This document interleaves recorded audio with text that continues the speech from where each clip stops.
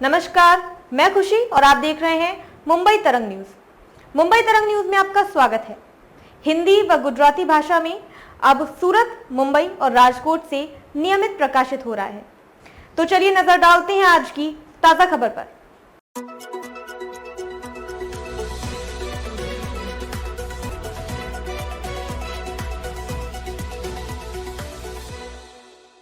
पराजय देखकर लाया जा रहा है वन नेशन वन इलेक्शन का शिगुफा।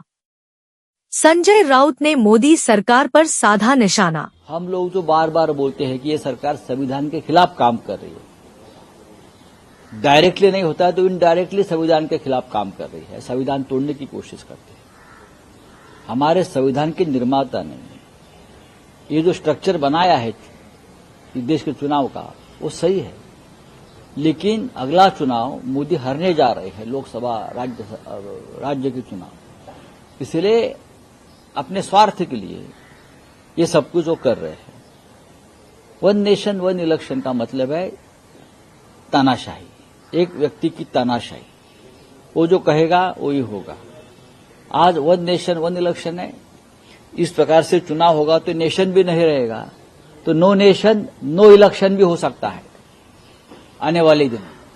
अगर ये होता है तो देश के लिए, देश के संविधान के लिए, देश के लोकतंत्र के लिए ये एक खतरे की घंटा अभी से बजनी शुरू हो गई है। हम लोग जो भाजपा को देश और राज्य में पराजय दिखाई दे रही है, इसीलिए वह वन नेशन वन इलेक्शन जैसे फंडे ला रहे हैं। इससे साबित होता दिखाई दे रहा है कि भाजपा की भविष्य में नो इलेक्शन की नीति है।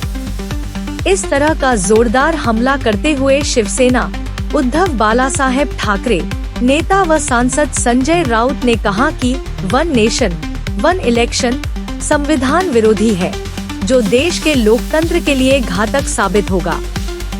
उन्होंने यह भी कहा कि राज्य में शिंदे, फडणवीस और अजीत पवार की तिकड़ी की पराजय निश्चित है। मीडिया से बातचीत में सांसद संजय राउत ने कहा कि वे 3 वर्षों से मनपा चुनाव नहीं करा पाए हैं। यह आश्चर्य की बात है कि मणिपुर से भाग रही सरकार वन नेशन वन इलेक्शन का फंडा ला रही है। उन्होंने कहा कि हमारा देश लोकतांत्रिक है और हमारे पास दुनिया का सबसे बड़ा लोकतंत्र है। हर प्रांत, भाषा, संस्कृति अलग है, अनेकता में एकता है। इसी बात को ध्यान में रखकर संविधान निर्माताओं ने संविधान का निर्माण किया है। अब वे उस संविधान को बदलने की कोशिश कर रहे हैं। संजय राउत ने यह भी आरोप लगाया कि भाजपा की एक ही समय में ईवीएम या सिस्टम का दुरुपयोग करके केंद्र और राज्य चुनाव जीतने की साजिश है। पहले एक साथ मनपा और राज्य का कराएं चुनाव। संजय राउत ने कहा कि भाजपा को पहले मनपा और राज्य चुनावों को एक साथ करके दिखाएं।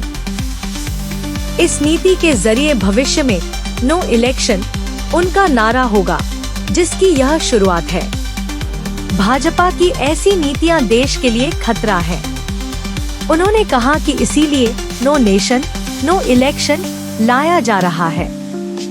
संजय राउत ने कहा कि हम इंडिया गठबंधन के नेता एक साथ बैठकर इस पर चर्चा करेंगे। बिल आने से पहले संसद में चर्चा की जाएगी। भाजपा का प्रत्येक निर्णय संविधान के लिए चुनौतीपूर्ण है। संविधान में सभी प्रावधान लोकतंत्र के लिए आवश्यक हैं। संजय राउत ने कहा कि मोदी सरकार हमारे संविधान पर हमला कर रही है। मोदी और भाजपा न लाए नया संविधान। कहा जा रहा है कि यह फंडा चुनाव में होने वाले खर्च से बचने के लिए लाया गया है, जिस पर संजय राउत ने कहा कि मोदी को अर्थशास्त्र कब से आने लगा, वे अर्थशास्त्री कब से बन गए। ये चुनाव कई सालों से होते आ रहे हैं, जो लोकतंत्र और देश के लिए महत्वपूर्ण है, इसलिए संविधान निर्माताओं ने इसका प्रावधान किया है। मोदी और भाजपा को नया संविधान या नया कानून नहीं लाना चाहिए, ये उनका स्वार्थ है, राष्ट्र विरोधी है यह कृत्य। संजय राउत ने कहा कि यह राष्ट्र विरोधी कृत्य है। वे एक साथ चुनाव जीतना चाहते हैं, हालांकि इससे देश को कोई फायदा नहीं है। हम इसके खिलाफ हैं, क्योंकि यह देश की एकता, संस्कृति और लोकतंत्र के खिलाफ है। अगर वे कहते हैं कि चुनाव में पैसा खर्च होता है तो सबसे पहले उन्हें देश में चल रहे भ्रष्टाचार और डकैती को रोकना चाहिए। चुनावी खर्च लूट नहीं, लोकतंत्र की जरूरत है।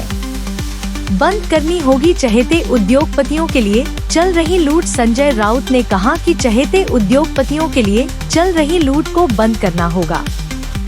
महाराष्ट्र में हर टेंडर में घोटाला हुआ है। मुंबई, पुणे, नागपुर जैसी महानगर पालिकाओं में प्रशासकों के माध्यम से लूट चल रही है। उन्होंने हमला बोला कि इस लूट को बरकरार रखने के लिए ही मनपा चुनाव नहीं कराए जा रहे हैं। खबरों में अब तक के लिए बस इतना ही। फिर होगी आपसे मुलाकात ऐसे ही एक और लेटेस्ट अपडेट के साथ। तब तक के लिए नमस्कार और बने रहिए मुंबई तरंग न्यूज पर। ऐसे ही ताज़ा अपडेट के लिए हमारे YouTube चैनल मुंबई तरंग न्यूज को सब्सक्राइब करें और तुरंत नोटिफिकेशन पाने के लिए बेल आइकन प्रेस करना ना भूलें। और यदि आप हमें फेसबुक के माध्यम से देख रहे हैं तो हमारे चैनल को फॉलो जरूर करें। धन्यवाद।